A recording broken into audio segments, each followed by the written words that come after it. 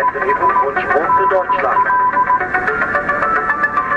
CQRSL ist eine Gemeinschaftsproduktion von DX-Freunden.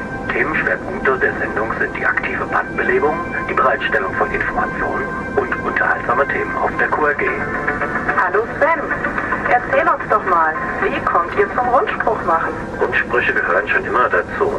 Die Stimme des Funkers, des CB-Funkers, ist das Instrument. Und außerdem haben Rundsprüche eine gewisse Faszination, ein bisschen wie Radio auf Funk. Wen wollt ihr erreichen? Natürlich möglichst viele Stationen. Es ist wie bei einem Contest mit einer Sendestation und ganz vielen Hörern.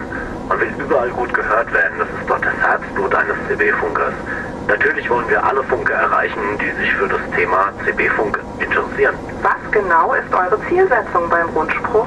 Natürlich Bandbelebung. Das Ganze ist nicht so aktiv wie ein Contest. Man kann nach einer Stunde wieder heimfahren. Und ganz wichtig, Informationen auf unserem Medium, dem Funk, transportieren und nicht im Internet.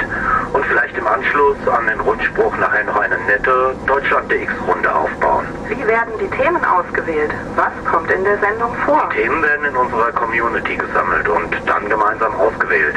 Wir werden immer versuchen, Leute ans Mic zu bekommen, Szenekenner, Händler, Politiker.